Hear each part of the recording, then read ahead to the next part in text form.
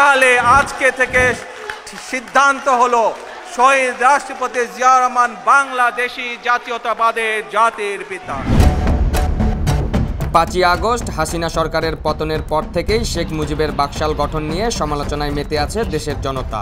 এমনকি শেখ মুজিব এ দেশের জাতির পিতা কিনা সেটি নিয়েও নানান প্রশ্ন উঠেছে জনমনে। অনেকেই শেখ মুজিবকে জাতির পিতা হিসেবে মানতে একদমই নারাজ। তবে সম্প্রতি সোশ্যাল মিডিয়ায় ভাইরাল হয়েছে একটি ভিডিও, যেখানে দেখা যায় বিএনপির ভারপ্রাপ্ত চেয়ারপারসন তারেক রহমান তার পিতা শহীদ জিয়াউর রহমানকে জাতির পিতা হিসেবে আখ্যায়িত করে বক্তব্য দিচ্ছেন। তারেক রহমানের এমন বক্তব্যে অনেক নেটিজেন ক্ষুব্ধতা প্রকাশ করেছেন। অনেকে বিএনপিকে কটাক্ষ করেও মন্তব্য ছুড়ে দিচ্ছেন।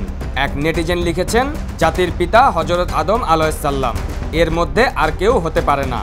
আরেক নেটিজেন লিখেছেন, জাতির পিতা ইব্রাহিম।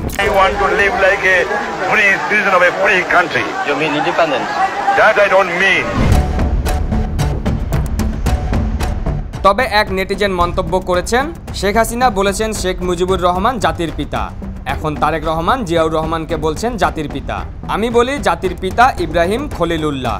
এটা বললে জনগণ শান্তি পাবে, মাথা ফাটাফাটি হবে না। দেশটা কারো বাবার না, জনগণের দেশ, জনগণ ঠিক করবে। কোনটা সঠিক আপনারা কেন চাপিয়ে দেন?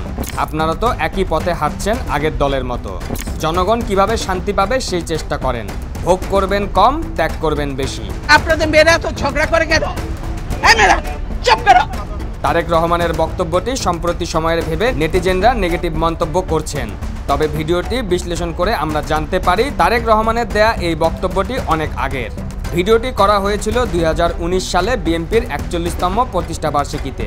মূলত শেখ মুজিবকে জাতির পিতা ঘোষণার বিপক্ষে থেকেই এরকম বক্তব্য দিয়েছিলেন তারেক রহমান। তবে সম্প্রতি সময়ে এরকম কোনো বক্তব্য দেননি তিনি।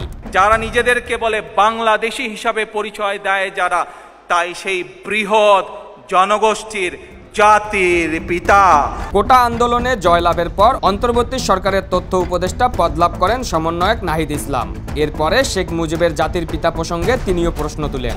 এছাড়া বিভিন্ন রাজনীতিবিদ থেকে শুরু করে সাধারণ জনগণ সবারই প্রশ্ন থেকে গেছে শেখ মুজিবের জাতির পিতা বিষয়ে। শেখ হাসিনার পতনের পর থেকেই আওয়ামী লীগ অনেকটাই গুজব নির্ভর হয়ে পড়েছে। এছাড়াও ভিউ ব্যবসাতে জড়িয়ে অনেকেই অনেক অপতথ্য নানানভাবে ছড়াচ্ছেন সোশ্যাল মিডিয়ায়। তারেকের বক্তব্যটি 2019 সালের হলেও এটিকে বর্তমানে এমনভাবে উপস্থাপনা করা হয়েছে যা নেটিজেনদের মনে বিভ্রান্তির সৃষ্টি করেছে। Parvez Mosharraf, the news.